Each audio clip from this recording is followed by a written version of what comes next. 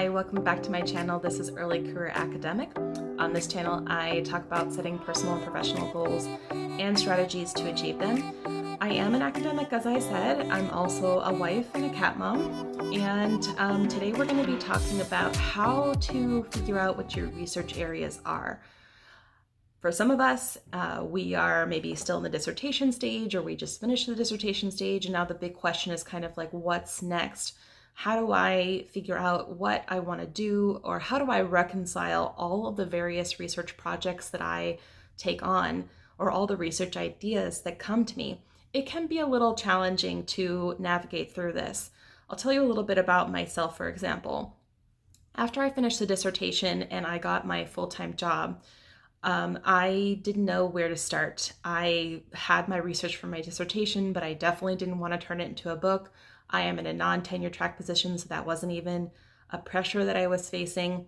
I also had some other really interesting projects that I had worked on over the years, some that were related to pedagogy, some that were related to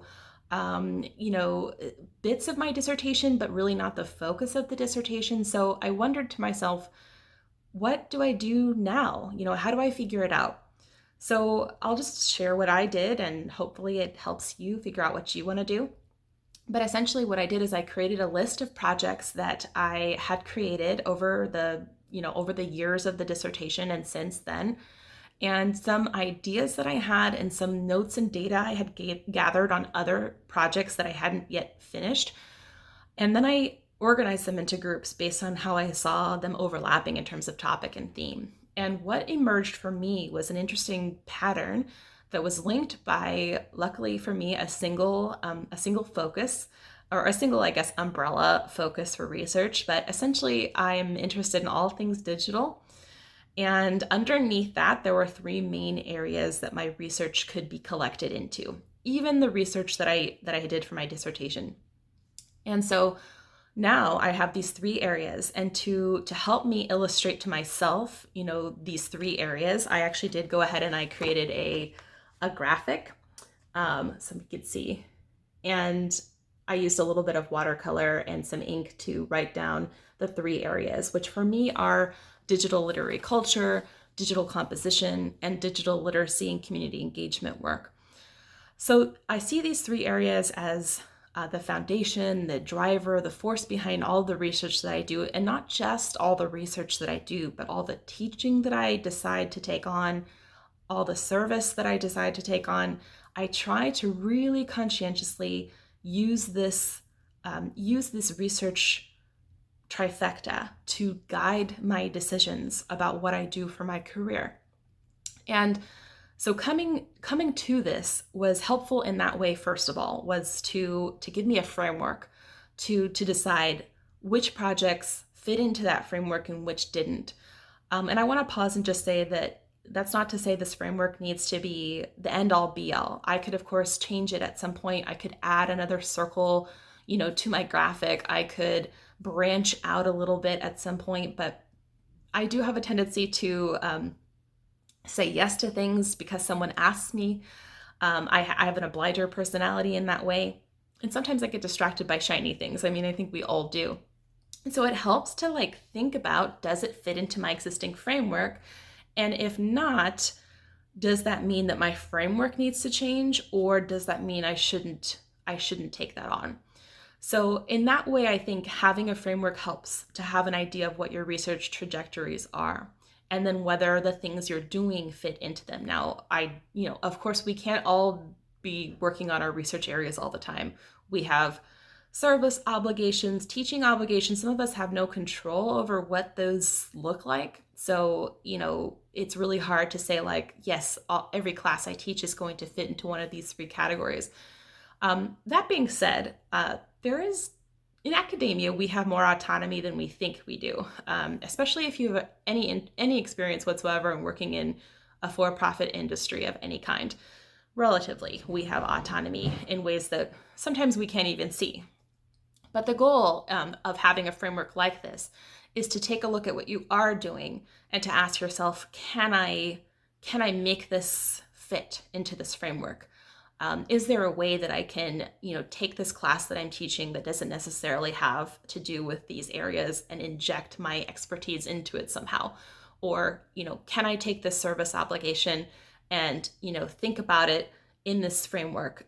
Does it add anything to it? Can I bring anything to this table that the others maybe in the service requirement can't? So it just helps, I think, from a mind frame perspective to have a framework that works for you.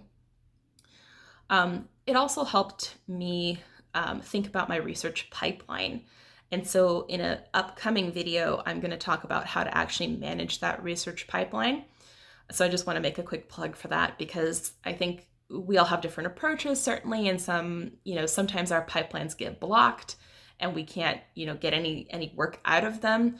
So, but I think before we get to the kind of mechanics of the pipeline and how we can kind of keep it flowing, we need to figure out which buckets our pipes are attached to, like which buckets of research. Because if we are just adding buckets all the time, it's going to create too many pipes for this analogy, right? So it really helps to step back and to think about, what is the research you're doing? How does it connect to the other research you've done, the research you want to do, if it connects at all? Are you deviating entirely from your old research? And there's nothing wrong with that either. Some of the best scholars that I know have these incredibly dynamic careers where they started out in one place and ended up someplace very different. But just having those moments of reflection where you have to, think to yourself, like, am I just putting one foot in front of the other and sticking with this because it's something I've always done? Is it what I want to continue doing? Are there ways that I can diversify what I'm doing? In my case, I actually like having 3 specific areas of research that I can switch between. They're still linked to each other, but they are separate things. It makes my life more interesting, and I just really enjoy it. But maybe you would rather have one single focus that you work on over and over. You dig really deep down into that, and that is perfectly fine too. But I think having some clarity around those research priorities is a great first step. And then when you're thinking about your research themes, think about all the things that are a part of those, that can be a part of those things.